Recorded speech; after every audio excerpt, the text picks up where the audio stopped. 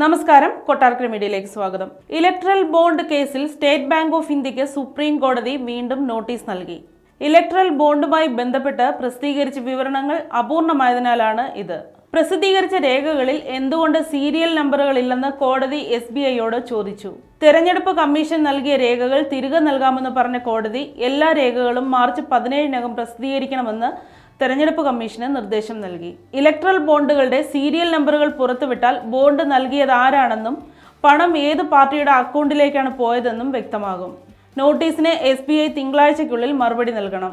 Case തിങ്കളാഴ്ച വീണ്ടും പരിഗണിക്കുമെന്നും സുപ്രീം കോടതി ചീഫ് ജസ്റ്റിസ് DY ചന്ദ്രചൂഡ് അധ്യക്ഷനായ ബെഞ്ച് വ്യക്തമാക്കി. ലോക്സഭാ തെരഞ്ഞെടുപ്പ് നടക്കാനിരിക്കെ പുറത്തുവന്ന ഇലക്ട്രൽ ബോണ്ട് വിവരങ്ങൾ വലിയ തോതിലാണ് ചർച്ചയാവുന്നത്. സംഭാവന വിവാദം സർക്കാരിനെതിരെ ആയുധമാക്കി കോൺഗ്രസ് അടക്കമുള്ള പ്രതിപക്ഷ പാർട്ടികൾ രംഗത്ത് വന്നിട്ടുണ്ട്. 47.5% ഇലക്ട്രൽ ബോണ്ടുകളും സ്വന്തമാക്കിയത് BJP ആണ്. 6060 കോടി രൂപയാണ് BJPക്ക് 2019 മുതൽ 2024 വരെ സംഭാവനയായി കിട്ടിയത്.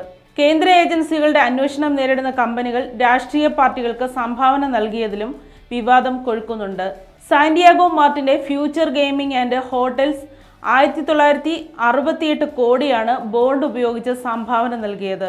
സുപ്രീം കോടതി നിർദ്ദേശപ്രകാരമാണ് SBI തെരഞ്ഞെടുപ്പ് കമ്മീഷന് ബോണ്ട് വിവരങ്ങൾ കൈമാറിയത്.